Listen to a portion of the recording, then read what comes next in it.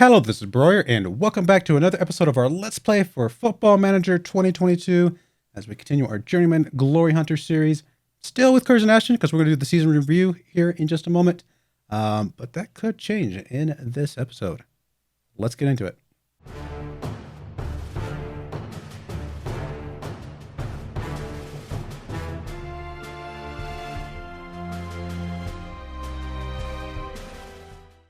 All right, here we are, 21-22, end of season review. Absolutely exceptional season, amazing season.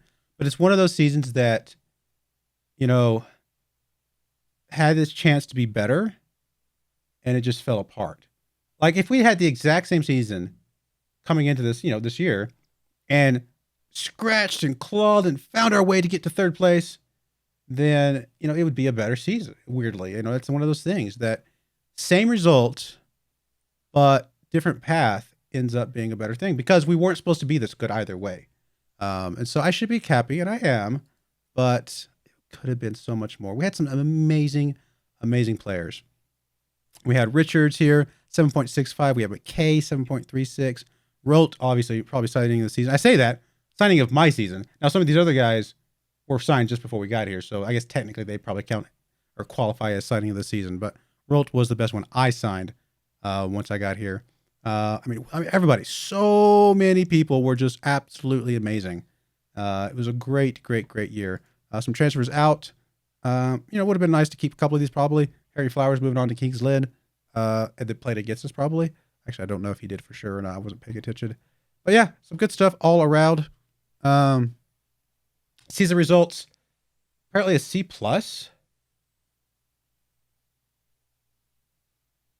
Really? We were like an A or something like that. How are we a C+? We greatly overachieved. Yeah, we lost to the playoffs, and that was really sad. But we greatly overachieved. I'm kind of surprised about this. Really good season. I mean, we had a really good middle here, and they just fell apart at the end. Barely. Not by much. Only missed it by 4 points. And we just dominated the goal differential for most of the year. FA Cup, I wish it had been a little bit better. We did end up losing to Stockport County here, but I mean, that 8-1 win over Hitchintown, outstanding. And then FA Trophy went really, really far with this as well. Obviously, as you guys know, lost to King's Lid. Is what it is. Moments to remember. Biggest win was the 8-1 win against Hitchin. Match to remember was a win apparently against Spinnymore. And then, of course, goal of the season was McGuckin. A truly memorable goal from Rotherham Loney McGuckin as he hits a curled effort from 24 meters. Let's go see what this goal was. This one maybe? Oh, let's go to him. My bad. So not a way to just select the goal. I guess we have to go to the actual game and we'll find it. All right, this go right here.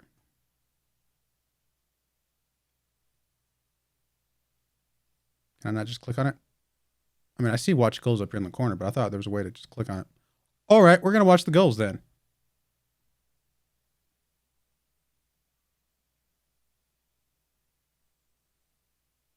Knowles gets the ball in the corner over here, gets it back to Waters. Waters, of course, to McGuckin. McGuckin, a little bit of a curve on that thing and tucks it into that top right corner.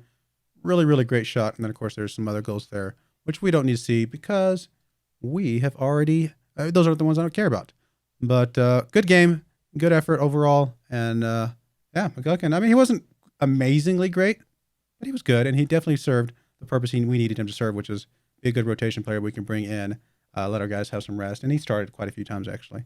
Overall revenue, I guess it's higher than not applicable from the year before. So I guess there's that. A little bit of merchandise sales. Nothing else too crazy to look out. Reputation stayed the same. How we lined up? 4-4-2, as you guys know. Here's our main team. Renshaw on goal. Waters, Wilson, Richards, Barrett across the back. Curran, Lussey, McGuckin, Thomas in the middle. And, of course, Mr. McKay and Knowles up front, although, of course, they were swapped around technically. Everybody had a 7.0 or higher, except for our midfielders. That was definitely our weakest link all year long. But I played acceptably, I suppose. Oof, that's scary. 40 years old. We did get a couple player or manager of the month awards. That's pretty awesome. Player awards. Fans player of the season was Knowles. Makes sense. Young player of the season was Richards. Obviously makes sense as well. He was outstanding. Signing of the season did go to Richards. because he was signed before we got here. But again, I think Rolt was an exceptional sign as well. Goal of the season was from McGuckin. We saw that. Top goal scorer was Knowles, 49 goals from the 30-year-old. Most assists was Adam Thomas, 15 assists. 13 Player of the Match awards from Knowles, and Richards getting a 7.6 average rating, outstanding from him. And then most passes completed was McGuckin. He completed 57 passes. Competition awards, nothing there. Record breakers, Knowles picking up the records on goals in a season. Also most goals in a match. Most goals by a player in a league match. Most assists actually went to Curran at 15. 15. So were they tied? And then they just gave it to Thomas somehow? Most clean sheets was Renshaw, 12 clean sheets. Pretty good. Most player of the match awards, 13. We already saw that. Worst discipline was Lussey, who did get that one red card that really potentially cost us a lot there at the end. But other than that, we actually had pretty good discipline. Youngest player was Brad Bood, who we brought into the 18-year-old squad, and then he made his way up to the senior squad. And then, of course, oldest player was Hobson, who did retire. Highest transfer was Rolt for 1.97. I think was well worth it. Fastest goal, 1 minute and 22 seconds from Mr. Thomas. Youngest goal scorer was McGuckin. Wow, interesting. From 18 years, 267 days. And oldest goal scorer was Craig Mahon, 32 years, 281 days, almost 33 years old. All right, well, that's it for the the season review. Anything else we want to look at here? Here's how our general performance looked. Pretty good, if you ask me, honestly. Above average in just about everything, except pass completion and right on the line with tackles won. Possession, we were down here. Infrequently wins ball, reliable in possession. So not terrible. Would have obviously preferred to be up in this top left quadrant, but oh no, I'm sorry, that's not us. We're up here. We're in the frequently wins ball, loose in possession though. So we did win the ball back a lot, but we also lost possession a lot. So we're way up there. Long range shots, cool, I guess. We scored none of our 19 shots. That's amazing. Wow. How does that happen? None of our shots outside the box. Wow. Our passing numbers, we were pretty bad actually down here. Fewer passes, inaccurate passing. That's actually not good at all. There's Gateshead up in the top right on that one. And our attacking movement, we had been up here at one point. We did move down to fewer dribbles and frequently fouled. All right. Club vision and expectations. We are expected to be, looks like, end of next season, mid-table, and get into the top half, et cetera, which is the same as this year. But honestly, we want to win the league. That is our personal goal. Play counter-attacking football, really? We'll have to see. I'm going to accept this as is. It's going to be okay. Squad dynamics, obviously. Excellent dressing room. Very good managerial support. Went down a little bit towards the end, but that's what it is. Just clutch plans for next season. Yeah, we're going to try to make the playoffs. What are y'all saying?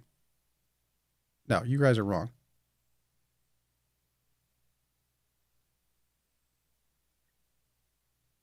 Won't settle for anything like that. You're not being settled all day long. We made the playoffs this year. We were in third place this year. Yes, playoffs are our expectation next year.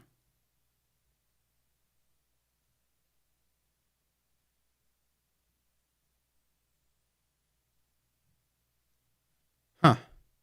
Interesting. Well, we'll discuss promises when they get back. They're going to be mad at me, but what are you going to do? I definitely think playoffs or bust next year, so I'm okay with that.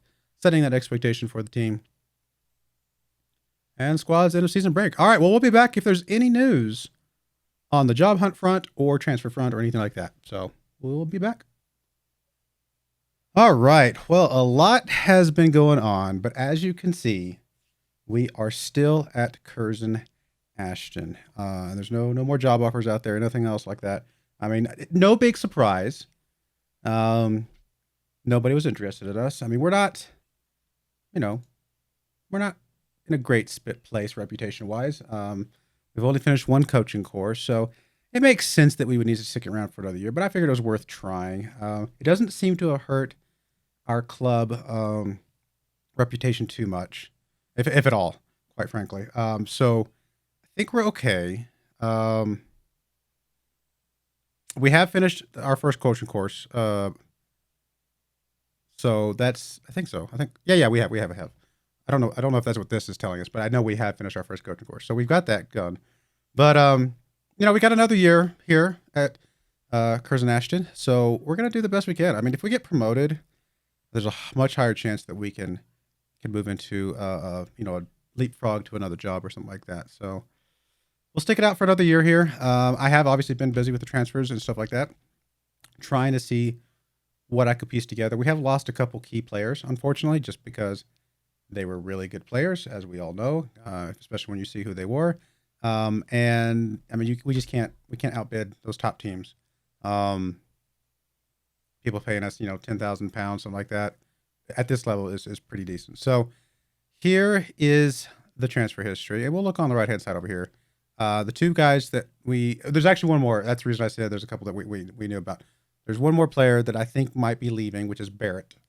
Barrett is probably going to be leaving soon, I think. Does it still actually show up in here? Transfer center, out. It does not. The only guy we have is one of our youngsters who looks like he might be going to somewhere in Italy. So maybe that one fell through, which is fine. If we can keep Barrett, that is awesome. Unless it already happened. Is it something that happened last season? No. We did lose Flowers. You guys know that. Wilson, yeah. I don't see the Barrett trade out. So maybe we're okay with keeping Barrett. I thought he was going to leave, but maybe it fell through. But as you can see, we got Daniil Richards. He went out on 9.25. I mean, he was effectively our second best player last year, or potentially our best, depending on how you look at it. Our best was probably Knowles, all said and done. Richards was a very close second though, and they were very, very strong players. Richard, obviously, I think he's 20 now. Yeah, 20 years old, very young player. Got a lot ahead of him. I have a feeling, if we stick around in England for whatever our next job is, I have a feeling we'll see him again. Shrewsbury is a League Two team. Would not surprise me if he pops back up at some point. And then, like I said, McKay, we already knew that one was going out. That one was happening. We knew that all of last year. But here's the players we brought in. And we brought a few players in. I've been scouring for some good players, and these are some decent players. There's a couple good ones and a couple decent ones. And then maybe I think one not so great one. But we'll get to that here in a second. So Alex Prosser comes in here. He comes in here as a midfielder, 23 years old, 3-star current ability, 4-star potential. Can play in the midfield, can play defensive midfield, can technically play a central defender if we absolutely had to. He's got a lot of flexibility if we wanted to train him into some other stuff, but primarily he will be one of our midfielders. Overall, balanced personality, seemed like, at this level, a decent player, all said and done. So we'll see what happens. We'll see if we can get some good stuff out of him and go from there. Next player up is Josh Askew, and he comes in as a, wing back on the left, defender left on the left. As you can see, he can go all the way up the entire left side. So we could train him to be a winger, potentially. We could train him to be an attacking winger. So he's got that whole left side pretty much locked down, although his best one, it would be on the defensive side of things. Overall, 2.5-star current ability, could be as high as 4-star, 24 years old, got some potential to grow as well. Good acceleration, good agility, good pace. Needs to work on his technicals, but I mean, that's, again, not too surprising at this level. Next up comes James Jones, and he's our central defender here that I brought in. 3-star current, 4-star is his maximum at the moment. Balanced personality. I mean, again, natural fitness is outstanding. Jumping reach is good. 6'5". So this guy would be a good guy to target for some corners and stuff like that. So he could technically play on the left if we absolutely need him to, but his primary role will be in the middle. And it looks like he could potentially be trained as a midfielder as well, which is pretty cool. Next up we have Finley Armstrong. I believe this guy's our striker. No, left guy. Okay, so he's another left back. He's actually a little bit better than Askew was. 3.5-star current ability. Could be as high as 5-star. 19 years old. Balanced, again, personality. Pretty good physicals. 6'1". Good mentals, actually. Some composure, concentration, decision. Honestly, he's actually pretty good at a lot of the things you would want him to be good at for a fullback. I wish his crossing was a little bit higher, but it looks like it is continuing to go up. But other than that, he seems like a pretty decent player overall. And probably actually will end up being our starter, I think. Harker must be the striker. There we go. I was like, I know one of these two guys is a striker. So 4-star current, 5-star potential. Obviously, with us losing McKay, we needed to get somebody else in here. So Harker comes in as a balanced skin personality, keeping with that balanced and that good personality, just nothing crazy. Um, honestly, I would say he's really good. Stats all said and done. Good dribbling, good finishing, good first touch, good heading. 6 foot, not too bad. He's not quite as tall as McKay was, but he's up there. Good jumping reach, accelerate. I mean, pretty good player. If I think, in my opinion. So we'll see.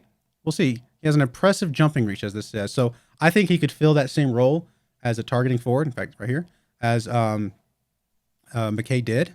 I don't think he's as tall, but I think he can jump a little bit better, and I think his heading's actually a little bit better. Let's actually check. I think that's the case. Heading's about the same. Jumping reach is a bit higher. He's only 3 inches shorter, so maybe his jumping reach makes up for the a little bit shorter. I think he still could do the overall job, and he actually does look like a better player all around than McKay was. So maybe a good level up. We'll see. And then here's the 2 players. I went out to Oldham, see what I could get. I don't know where I missed. I missed how many loans we could get, and I requested 3 loans from them, 2 from their under 23s and 1 from their main squad, and I just kind of agreed with them in the order that they popped up. But had I realized that we could only have 2, and I must have missed it in the rules somewhere. I was trying to find it, but there's not an actual official registration at this level, so it's probably just buried in the rules somewhere. Had I realized we could only have 2, I would not have gotten these 2. I would have gotten one of these guys, which I'll show you in a second, and then the guy from the main team. But by the time I got to him and accept. Oh, I can't accept him because I'm full on loans. So one of these guys is not super great, and that would be Modi here. Although he's got a lot of potential. I mean, if he would grow into that potential, I'd take him. I mean, if he got 2.5 star, 3 star this season, but in order to do that, he'd have to play a lot.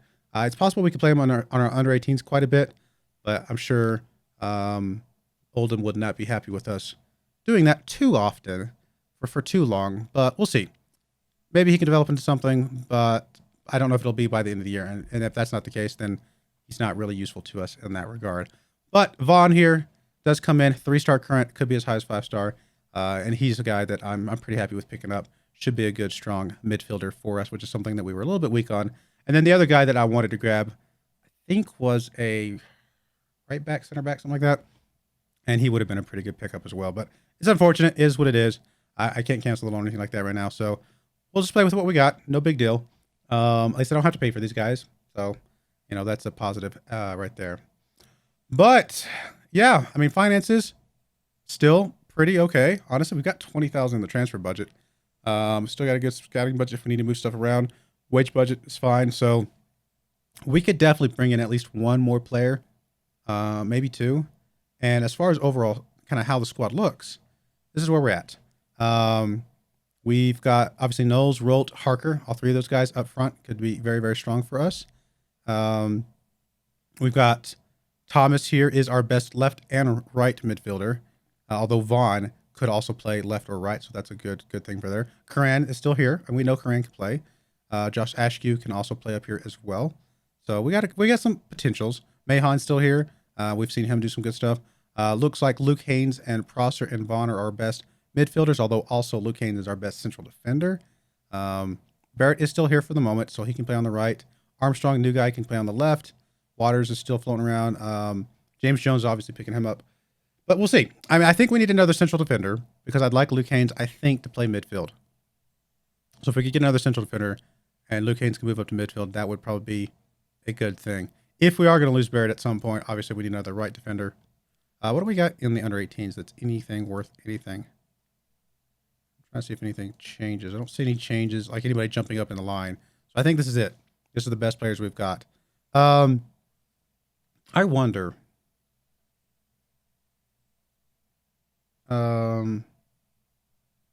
What am I looking for?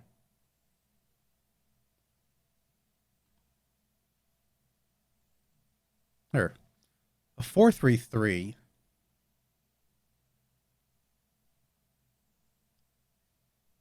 Could be interesting. Now, the one negative about a 4-3-3.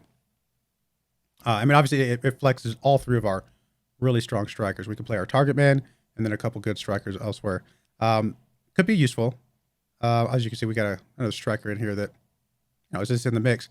I was going to say it means we can't use Thomas, but actually I see that Thomas actually does show up in here as a potential backup striker. So if we were to go with something like this, we still get to leverage Thomas, as a rotation player and things of that nature. Maybe he can still do what we need him to do. Really, the Quran is probably the player that we're missing the most out of this setup because everybody else pretty much can move around to other locations. I mean, that means Haynes, Prosser, and Vaughn are our primary midfielders. Lussey, Dunn, backups. That does mean Haynes does not play central defender because we need that extra strength in midfield if we're going to play 3 across. That just means we just have Jones. That's it, Jones. No, I don't know. I don't think we can do this. I mean, we could play Prosser, Vaughn, and Lussey in midfield. We've got to get us another midfielder and another central defender, I think. I think we have to. I don't think there's an option. Tom Wilson, as we're looking at right there, I don't know. I mean, it's possible he could be worth something to us. We'll see. We've got him on trial, obviously, for a little bit longer. I don't know about this guy either. De Girolamo. He's ambitious personality. Otherwise, I mean, okay. It's not bad. He can play all over the place as well, but we probably want to play him as a striker, but I don't know. I mean, it might be worth plugging this in to see if we can kind of get some development on it, but I mean, I'm tempted to roll the dice on this Wilson guy. We don't know his personality, though. We honestly don't know much about it. We just need to see some more from him. Heading ability underlines his strength in the air. So he's got a good heading ability. So I'm assuming it's going to be not at the bottom of this. I don't think it'd be a 10 and have that. In fact, bright green, I mean, he may be a 15 plus heading. Balance. Okay, so he does have a balanced personality. So we don't see that, but we can see that from up here. Fair amount of pace, which we can sort of see, but we don't know the range. We don't know what it is exactly. But if it says fair amount of pace, I can't imagine that's going to be a 9. Can play in a couple positions, really. So we only know about 1 at the moment. Considered a physical player. Okay. Well, then what's his negatives? Must do a better job when it comes to marking. Okay, fair enough. Is very one-footed. I mean, obviously it's nice to have people that can switch feet a little bit. I don't know that I would consider this, especially for a defender, a huge negative. I mean, I think if you have an attacking player, and maybe I'm wrong. I obviously I know minimal about football, but in my mind, common sense tells me an attacker who could switch feet and break to the left or break to the right, doesn't matter, would benefit from that. A defender, I mean, you're trying to block the other guys. You're trying to not block, you're trying to defend against the other guys. You're trying to tackle the other guys. You're marking the other guys. You're not really dribbling with your feet very often. So I can't imagine the feet. I mean, you might, I don't know, maybe it affects how you're able to defend against a player coming at you. Maybe if a guy comes at you on your weak foot, you can't do as much. I don't know. I just feel like the foot thing is not as critical for defenders, but I could be wrong. Apparently has poor technique, which is where's technique? Down here. Okay, yeah, his highest would be 8. And if it's poor, it's probably closer to the 2. Which, not great, but you know what? I think I'm going to go in for him. I'm going to roll the dice. We don't know exactly where he's at, but there's some really good stuff here. And I'm going to try. He was a breakthrough prospect. We need some rotation down there. So let's see if we can get him in here. And we've got some money to spare. Apparently, I mean, if we don't play him, if he doesn't rotate in, then we don't have to pay much because he's going to be on contract. So let's bring him in here. Nothing changed with the goalkeepers. I did have a couple other goalkeepers come through. Didn't pick any of them. None of them seemed better than Renshaw. And Mayer's going to be fine backup for now. But yeah, let's try Wilson. I mean, obviously he can play on the left if we absolutely need him to, so that's a good thing to see. But I don't think I'm going to pick up Mr. Raymond here, Diego Raymond here. But we might play around with that 4-3-3. In fact, let's go see what that would look like here. Create new tactic. They do want us to play counter attack. Let's set up a counter attack. I mean, they're saying 4-3-3 DMY, but I don't want to run that. 4-4-2 we could run. And maybe 4-3-3 does not lend itself to a counter attack like this, but I'm going to plug it in just because I've had a lot of success in the Vanarama National, South and North, mostly the North. That's usually what I play in, with a 4-3-3. It has been successful for me in the past, although I think it's been a little bit more of a focused attack than a counter attack, more of an aggressive attack maybe is what I'm trying to say. But I don't know. plug this in, start training on it a little bit, and see what it feels like. How bad is the counter? I think it was pretty minimal. I mean, it's favored. I don't know. I could always switch this to a counterattack type of mentality, but we'll go with this. See what happens. And I might play around with this a little bit. I think this will still be our primary, but we might play around with that other one a little bit. All right, well, that's that. That is the transfers. Today is the day of our Nuneaton Borough game and Gainsborough, so we'll be playing those in the next episode. But yeah, I mean, preseason didn't go maybe especially well, but we were doing a lot of trials. We were rotating a lot of trials through here, so I don't know if we can judge that too harsh. So there's a couple 5-0, 6-1, 6-2. I mean, I guess maybe nothing teams, but I mean, obviously we can score, so that's good to see. All right, well, we're gonna go ahead and put a cut in there. Let me know what you think about the team, about staying here. I mean, it was a little bit against our choices, but you know, it is what it is. And see if we can do better than we did last year. Last year we did third. I wouldn't mind second. Second, I mean, to me, that implies that we got through the playoffs and got second place to me. But maybe that's not exactly what that means. But obviously first would be better. That way we don't have to play playoffs at all. But I do appreciate you guys watching. May God bless you, and I hope you join me again next time. Thank you, and goodbye.